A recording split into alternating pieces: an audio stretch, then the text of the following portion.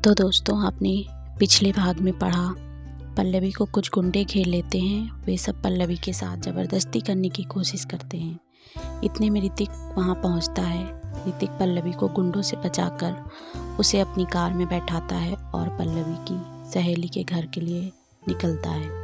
अब आगे रात के 1 बजे वह दिल्ली पहुँचे। ऋतिक ने घर के आगे गाड़ी रोकी। ऋतिक, यह मेरा घर है। मेरा मतलब है कि अब से यह हमारा घर है। पिया मॉम डैड के घर होगी और इतनी रात को वहाँ जाना ठीक नहीं है, इसीलिए कल सुबह मैं तुम्हें वहाँ ले जाऊँगा। अभी तुम आराम करो। पल्लवी ने सिर हिलाकर हाँ का इशारा किया। पल्लवी, दीजिए, मैं आरो को गोद में ले लेती हूँ। ऋतिक, नहीं, रहने दो। और हाँ, सामान घर के नौकर ले आएंगे, तुम चलो मेरे साथ। ऋतिक आरो को लेकर गाड़ी से उतरा और पल्लवी भी उतरी। तभी वहाँ एक नौकर आया और ऋतिक ने उसको सामान लाने को बोला। ऋतिक पल्लवी को लेकर अंदर गया। ऋतिक, ये है आज से तुम्हारा घर एंड बी कंफर्टेबल। ऋतिक ने पल्लवी को उसका कमरा दिखाया और फिर उसी कमरे में आरो को पलंग पर लिटा दिया। ऋतिक, यह तुम्हारा कमरा है। दरअसल अगर तुम चाहो तो मैं आरो को पिया के कमरे में सुला सकता हूँ। मैं जल्दी ही आरो का कमरा बनवा दूंगा। पल्लवी, नहीं, उसकी कोई ज़रूरत नहीं है, क्योंकि आरो को अकेले सोने में डर लगता है, इसीलिए वो मेरे साथ ही रहेगा।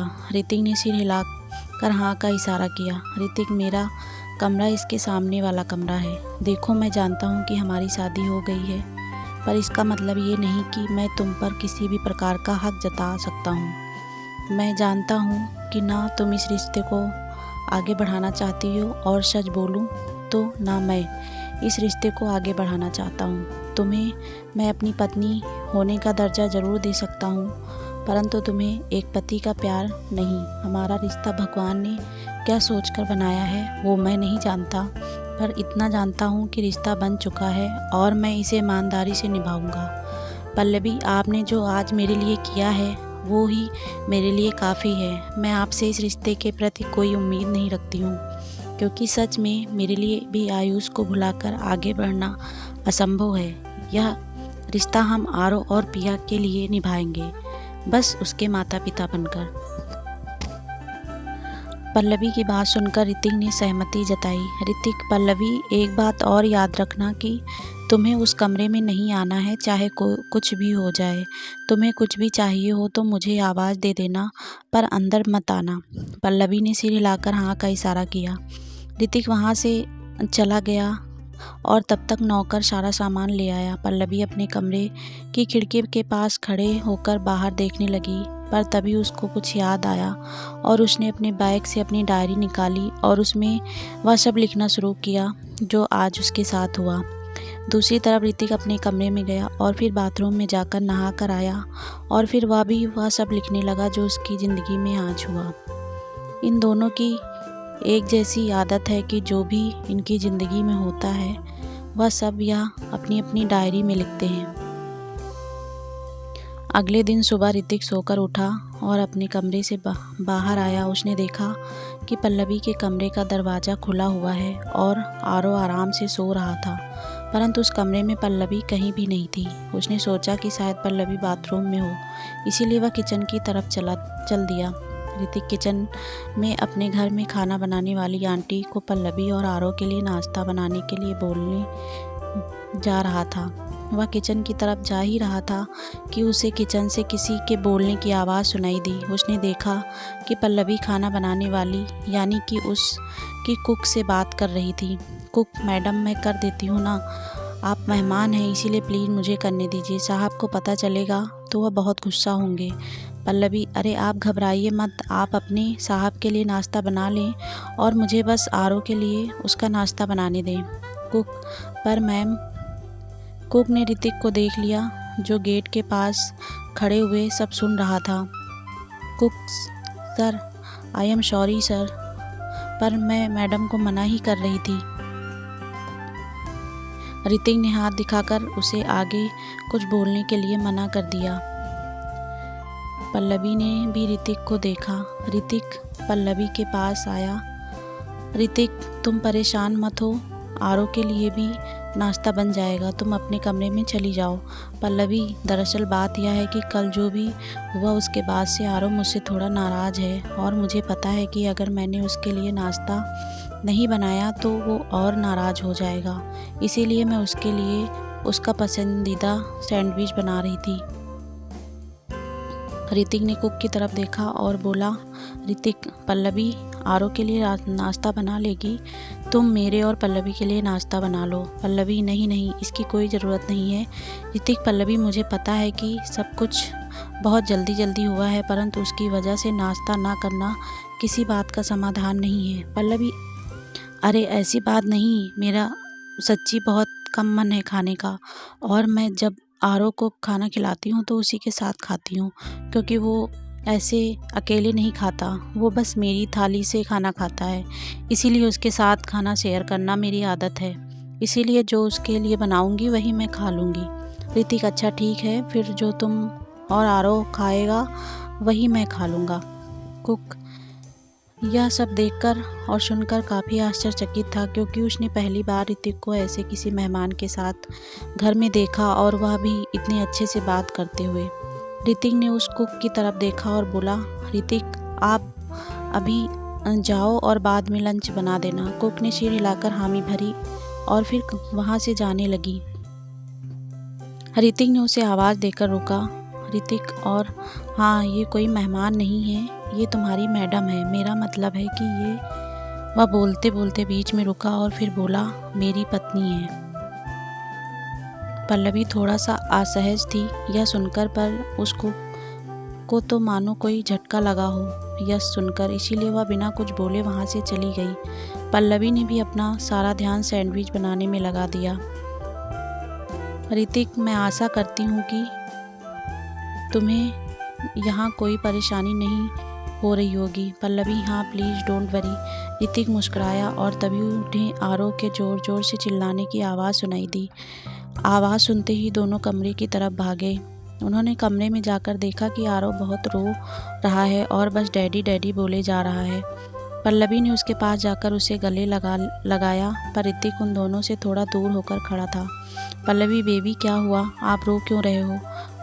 आपने कोई बुरा सपना देखा क्या? आरो और ज़्यादा रोने लगा और डैडी डैडी चिल्लाने लगा। पल्लवी उसे शांत कराने की कोशिश करने लगी। पल्लवी, आप अच्छे बच्चे हो ना, और अच्छे बच्चे तो कभी नहीं रोते। आप भूल गए आपके डैडी ने क्या बताया था कि अगर आप रोए तो फिर आपसे वह कभी बात नहीं करेंगे। आरो एकदम चुप हो गया और उसने पल्लवी को कस के गले लगा लिया। आरो, हम मम्मी डैडी मेरा गिफ्ट लेकर आए हैं। पल्लवी और ऋतिक उसे आश्चर्य से देखने लगे, क्योंकि उन्हें कुछ समझ नहीं आ रहा था। पल्लवी, कौन सा गिफ्ट आरो, मम्मी, मैंने ड्रीम में देखा था कि डैडी एक ब्लू कलर का गिफ्ट लेकर आ रहे हैं मेरे पास, और बोल रहे हैं कि वह गिफ्ट वे मेरे लिए लाए हैं, पर उन्होंने मुझे वह गिफ्ट नहीं दिया और वहाँ से चले गए। मैंने बहुत रोका डैडी को, फिर भी वह चले गए। पल्लवी को समझ नहीं आ रहा था कि वह क्या बोले और कैसे उसे समझाए, परंतु तभी ऋतिक बोल पड़ा। ऋतिक, अरे तो आप रो क्यों रहे हो? आरो ऋतिक को देखने लगा और ऋतिक उसके पास आकर वहीं बैठ गया। ऋतिक, आपका गिफ्ट तो मेरे पास है। आरो ऋतिक को आश्चर्य से देखने लगा और पल्लवी को भी कुछ समझ नहीं आ रहा था। ऋतिक, आपके डैडी ने मुझे आपका गिफ्ट दे दिया था और बोला था कि अगर आरो अच्छा बच्चा बन जाए और रोना बंद कर दे और नहा धोकर तैयार हो जाए और नाश्ता कर ले, उसके बाद ही उसे वो गिफ्ट देना, वरना मत देना।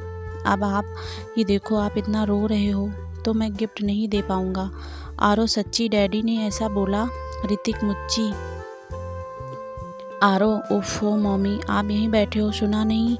डैडी ने मुझे अच्छा बच्चा बनने के लिए बोला है, तो चलो मुझे तैयार करो और नाश्ता खिलाओ हो, उससे मुझे गिफ्ट मिले। पल्लवी मुस्कुराने लगी और ऋतिक की तरफ देखा और उसे आंखों से ही धन्यवाद बोला। आरो, चलो मम्मी, मुझे टूथब्रश दो जिससे मैं जल्दी से ब्रश कर पाऊँ। पल्लवी ने अपने बैग से टूथब्रश निकाल कर दिया आरो को और आरो वहाँ लेकर बाथरूम में जाने लगा। ऋतिक उसकी हरकतें देखकर मुस्कुरा दिया। पल्लवी ने आरो को देखा। पल्लवी, आरो, आप खुद से कैसे ब्रश करोगे? आरो ने पीछे पल्लवी को देखा। आरो, मम्मी आप भूल गए, डैडी ने बोला था ना कि अब मैं एक बिग बॉय हूँ तो मुझे मम्मी को परेशान नहीं करना चाहिए और खुद करना चाहिए ब्रश। इतना कहकर आरव बाथरूम की तरफ भाग गया। पल्लवी के चेहरे पर मुस्कुराहट आ गई। ऋतिक इतनी सी उम्र में यह इतना समझदार है पल्लवी, सच में तुमने इसकी बहुत अच्छे से परवरिश करी है, वरना आजकल के बच्चे तो अलग ही होते हैं। पल्लवी ने ऋतिक को देखा और बोली, पल्लवी ये जैसा है ना उसको बनाने में सिर्फ आयुष की मेहनत है। ये बिल्कुल आयुष की डिटो कॉपी है और आयुष भी बहुत समझदार थे, शायद इसीलिए यह भी ऐसा ही है। सारे मैनर्स आयुष ने ही सिखाए हैं इसे और आयुष को बिल्कुल पसंद नहीं था कि मैं उसके पीछे पूरा दिन भागती रहूं और परेशान रहूं। इसीलिए आयुष ने हमेशा इसे यही समझाया कि मुझे ज़्यादा परेशान ना करे और आयुष के रहते इसने कभी नहीं माना, पर इनके जाते ही देखो आज कैसे हर बात मान रहा है। ऋतिक मुस्कुराया। ऋतिक तो पल्लवी मैंने कुछ सोचा है, अगर तुम्हें सही लगे तो। पल्लवी हाँ बोलिए। ऋतिक मैंने सोचा है कि शाम को हम ढंग से सारी रस्मों के साथ विवाह कर लें, क्योंकि मैं नहीं चाहता कि आगे जाकर कोई भी हमारे रिश्ते पर उंगली उठाए और ख़ासकर आरव और पिया के भविष्य में परेशानी ना हो, इस कारण से। इसीलिए है अगर तुम हाँ बोलती हो तो मैं अपने घर पर बात कर लेता हूँ और फिर शाम को तुम्हें अपने परिवार और पिया से मिलवा दूँगा। पर अगर तुम्हें कोई परेशानी है इससे तो कोई बात नहीं। पल्लवी नहीं, मुझे कोई परेशानी नहीं है, इसीलिए जैसा आपको ठीक लगे वैसा ही कर लीजिए। ऋतिक मुस्कुराया और वहाँ से जाने लगा। पल्लवी अपने गले में बंधे मंगलसूत्र को पकड़कर कुछ सोच रही थी और ऐसा करते ही उसे ऋतिक ने देख लिया। ऋतिक, पल्लवी मुझे नहीं पता कि तुमने अब तक यह सवाल क्यों नहीं पूछा, परंतु मैं जानता हूँ कि तुम जानना चाहती होगी, इसीलिए खुद ही बता देता हूँ कि यह मंगलसूत्र और सिंदूर की डिब्बी मेरी पहली पत्नी के थे। हमेशा मेरे साथ रहते हैं और शायद कल इनकी ज़रूरत थी और ये काम आ गए। पल्लवी, ओह आई एम सॉरी। पल्लवी इतना कहकर ही मंगलसूत्र उतारने लगी। ऋतिक, अरे यह क्या कर रही हो? पल्लवी, यह आपके लिए ज़रूरी होगा ना, इसीलिए बस।